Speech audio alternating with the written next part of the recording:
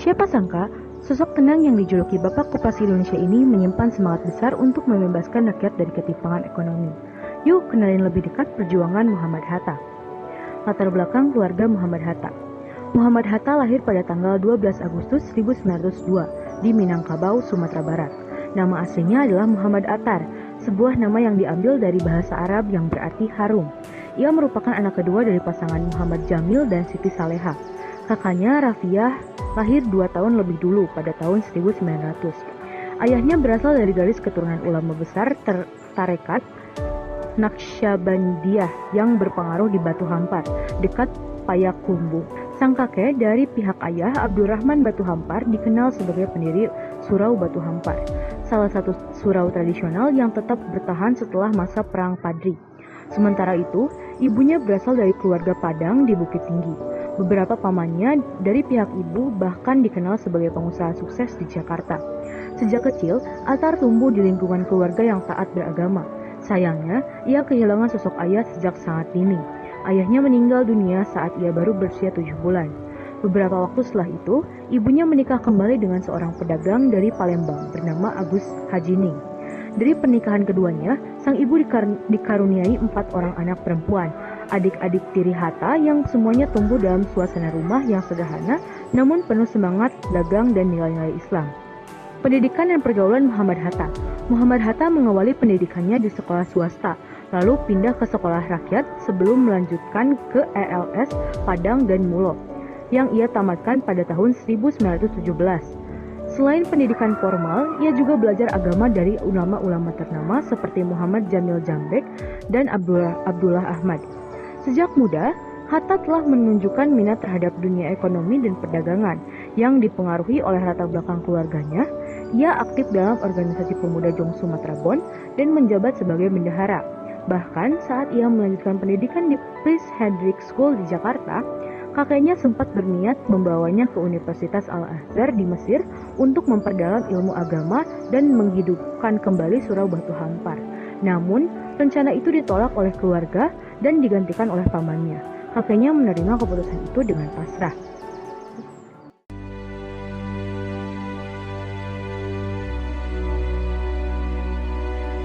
Politik Muhammad Hatta di Belanda tahun 1921 sampai 1932. Pendidikan dan awal keterlibatan politik. Hatta menempuh pendidikan di Handels Hogeschool, sekarang Universitas Erasmus Rotterdam. Dari 1921 sampai 1932, ia bergabung dengan Indische Vereniging, organisasi sosial mahasiswa Indonesia yang berubah menjadi organisasi politik karena pengaruh tokoh-tokoh pergerakan seperti Ki Hajar Dewantara, Cipto Mangunkusumo, dan Dewes Dekker. Peran dalam organisasi. Pada 1923, Hatta menjadi bendahara dan pengasuh majalah Hindia Putra, kemudian Indonesia Merdeka. Tahun 1924, organisasi berubah nama menjadi Perhimpunan Indonesia atau PI.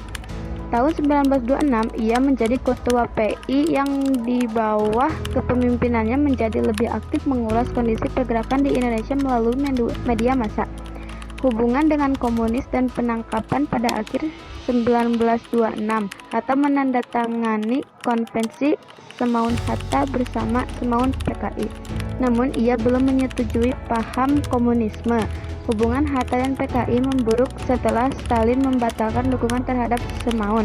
Hatta semakin menjauh dari komunisme setelah menghadiri sidang Liga menentang imperialisme di Frankfurt 1927 karena dominasi pengaruh komunis di sana. Pada 25 September 1927, Hatta dan 3 rekannya ditangkap oleh Belanda atas tuduhan terlibat pemberontakan PKI 1926 hingga 1927, namun dibebaskan karena bukti tidak cukup. Dalam sidang pembelaan, Hatta membacakan pidato terkenal Indonesia Merdeka yang diselundupkan ke Indonesia. Akhir kiprah di PI dan pembentukan organisasi baru. Hatta mundur dari PI tahun 1931 untuk menyelesaikan studi. PI kemudian dikuasai oleh kaum komunis dan mengeluarkannya dari organisasi. Pada Desember 1931, pendukung Hatta mendirikan Gerakan Merdeka yang berkembang menjadi Pendidikan Nasional Indonesia PNI baru. Hatta fokus menyelesaikan studinya sementara Sultan Zahir pulang ke Indonesia untuk memimpin PNI baru sampai Hatta kembali tahun 1932. Aktivitas Hatta setelah kembali dari Belanda hingga masa pembuangan. Setelah kembali dari Belanda, Hatta ditawari OSP untuk menjadi anggota parlemen Belanda, tapi ia menolak karena ingin berjuang langsung di Indonesia. Meski menolak, kabar simpang siur membuat Soekarno menuduh Hatta inkonsisten terhadap prinsip non-kooperatif. Pada 25 Februari 1934, Hatta dan Sultan Zahir ditangkap pemerintah kolonial dan dibuang ke Boven di Goel, lalu dipindahkan ke Banda Neira pada 1937. Di tempat pembuangan, Hatta banyak menulis untuk media seperti Pemandangan Sintirpo dan Nationale Commentaren. Tulisan-tulisannya cenderung bersifat analitis dan mendidik, bukan politis. Hatta juga aktif mendidik sesama tahanan, memberikan kursus, dan membantu mereka yang kekurangan. Ia menolak kerjasama dengan pemerintah kolonial meski ditawari gaji lebih tinggi. Ketika dikirimi uang oleh pemerintah Belanda, Hatta menolaknya kecuali uang itu juga diberikan kepada pemimpin tahanan lain. Di Banda Neira, Hatta juga mengajar ekonomi dan sejarah kepada pemuda, termasuk anak-anak dari Sumatera Barat. Ia juga sempat diminta Ki Hajar Mas Mansur ke Makassar, namun menolak karena masih berstatus tahanan. Pada 1941, Hatta menulis artikel yang menolak keberpihakan rakyat Indonesia terhadap blok Barat maupun Jepang. Tulisan ini kemudian dibaca intel Jepang dan memengaruhi pandangan mereka terhadap Hatta pada masa pendudukan Jepang.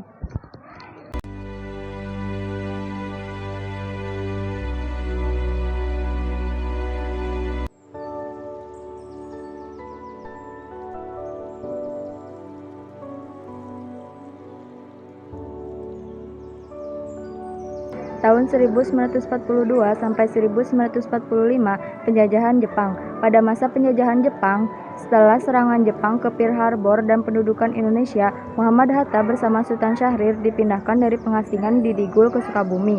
Di Jakarta, Hatta bertemu Mayor Jenderal Harada yang menawarinya jabatan penting jika bersedia bekerja sama. Namun, Hatta menolak dan memilih menjadi penasihat. Ia diberi kantor Gangsaan Timur dan rumah di Jalan Diponegoro, serta bergabung dengan tokoh-tokoh lain seperti Supomo dan Abdul Karim Prigodigudo. Meskipun menjadi penasihat resmi Jepang, Hatta justru memanfaatkan posisinya untuk membela kepentingan rakyat Indonesia, bukan untuk mendukung kepentingan Jepang. 5. Mempersiapkan kemerdekaan Republik Indonesia. Menjelang proklamasi kemerdekaan, BPUPKI membentuk Panitia 9 pada 22 Juni 1945 yang dipimpin Ir Soekarno untuk merumuskan dasar negara, menghasilkan Piagam Jakarta. Pada 9 Agustus 1945, Soekarno, Hatta, dan Rajiman diundang ke Dalat, Vietnam, dan dilantik oleh Jenderal Terauchi sebagai Ketua dan Wakil Ketua PPKI yang bertugas menyiapkan kemerdekaan Indonesia. Pada 16 Agustus 1945 terjadi peristiwa Rengas Dengklok saat Soekarno dan Hatta diculik oleh golongan muda untuk mempercepat proklamasi. Malam harinya, rapat persiapan proklamasi diadakan di rumah Laksamana Maeda, dan setelah gagal mencapai kesepakatan dengan pihak Jepang, akhirnya diputuskan untuk memproklamasikan kemerdekaan tanpa keterlibatan Jepang.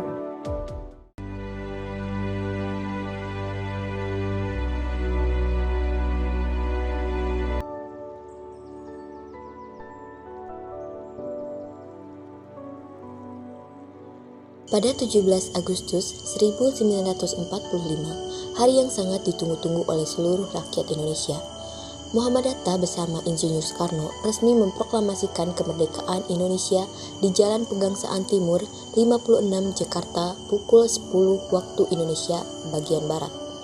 Keesokan harinya, pada tanggal 18 Agustus 1945, Muhammad Hatta resmi dipilih sebagai Wakil Presiden Republik Indonesia yang pertama mendampingi Presiden Soekarno.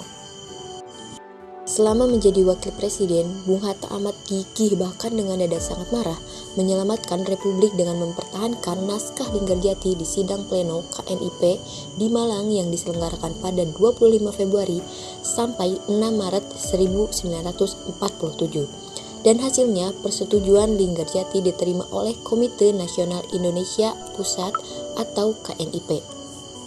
Pada Juli 1949, terjadi kemenangan Cochrane dalam menyelesaikan perundingan Indonesia.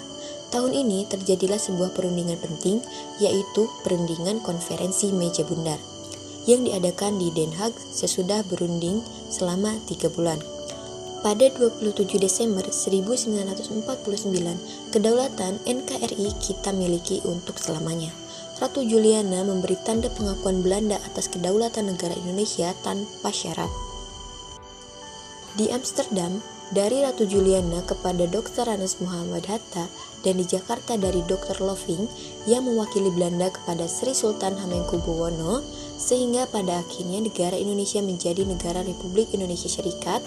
Bung Hatta terpilih menjadi Perdana Menteri RIS, juga merangkap sebagai Menteri Luar Negeri RIS dan berkedudukan di Jakarta, dan Bung Karno menjadi Presiden RIS.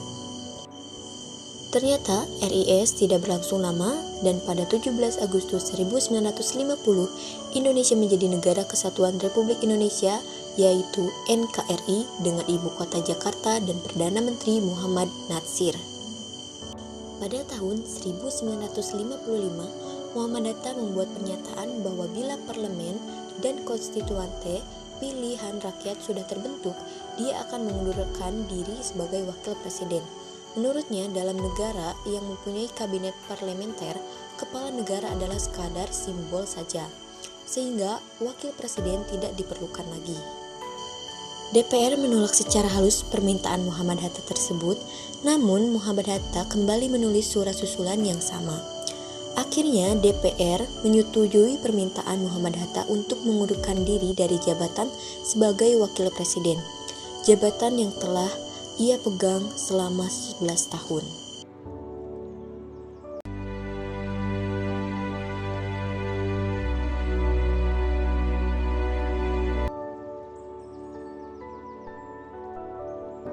Setelah mengundurkan diri sebagai Wakil Presiden RI pada 1 Desember 1956, Muhammad Hatta menjalani hidup sederhana bersama keluarganya dan pindah ke rumah di Jalan Diponegoro, Jakarta. Ia mengisi hari-harinya dengan menulis buku dan mengajar. Pada tahun 1957, meskipun sudah tidak menjabat, Hatta mendapat sambutan luar biasa saat berkunjung ke Tiongkok, menunjukkan bahwa dunia masih menganggapnya sebagai tokoh besar Indonesia. Tahun 1963, ia sempat dirawat di Swedia saat perintah Presiden Soekarno karena kondisi kesehatannya menurun. Pada tahun 1970, ia diangkat sebagai penasihat Presiden dalam pemberantasan korupsi melalui Komisi 4. Sayangnya, komisi ini dibubarkan oleh Presiden Soeharto setelah hanya diizinkan mengenai 2 kasus. Meskipun begitu, Hatta tetap percaya menjadi anggota Dewan Penasihat Presiden dan menerima Bintang Republik Indonesia kelas 1 pada 1972. Ia juga diangkat sebagai warga utama Jakarta. Tahun 1975, Hatta memimpin Panitia 5 untuk menjelaskan kembali makna Pancasila sesuai semangat Undang-Undang Dasar 1945. Ia juga menerima gelar Doktor Honoris Causa dari Universitas Indonesia. Pada tahun 1978, bersama Jenderal A.H. Nasution, ia mendirikan Yayasan Lembaga Kesadaran Berkomunikasi sebagai bentuk kritik terhadap penyelenggaraan Pancasila dan Undang-Undang Dasar oleh rejim. Meski kesehatannya terus menurun dan dirawat sejak 1979, semangat dan kepeduliannya terhadap bangsa tetap menyala hingga akhir hayatnya.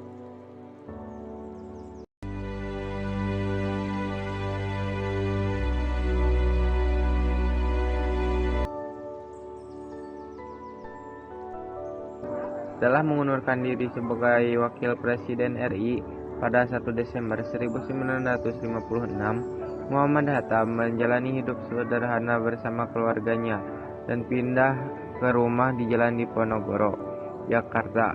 Ia mengisi hari-harinya dengan menulis buku dan mengajar. Pada tahun 1957, meskipun sudah tidak menjabat, Hatta mendapat sambutan luar biasa saat berkunjung ke Tiongkok, menunjukkan bahwa dunia masih menganggapnya sebagai tokoh besar Indonesia. Tahun 1963, ia sempat dirawat di Swedia saat perintah Presiden Soekarno karena kondisi kesehatannya menurun.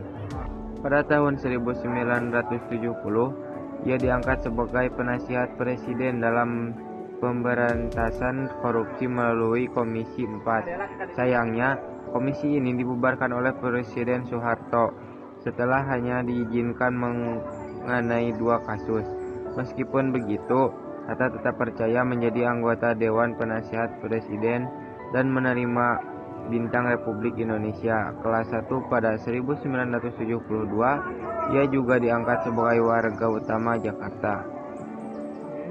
Tahun 1975, Hatta memimpin panitia 5 untuk menjelaskan kembali makna Pancasila sesuai semangat Undang-Undang Dasar 1945. Ia juga menerima gelar Doktor Honoris Causa dari Universitas Indonesia. Pada tahun 1978, bersama Jenderal A.H. Nasution, ia mendirikan Yayasan Lembaga Kesadaran Berkomunikasi sebagai bentuk kritik terhadap penyelenggaraan Pancasila dan Undang-Undang Dasar oleh rejim. Meski kesehatannya terus menurun dan dirawat sejak 1979, semangat dan kepeduliannya terhadap bangsa tetap menyala hingga akhir hayatnya.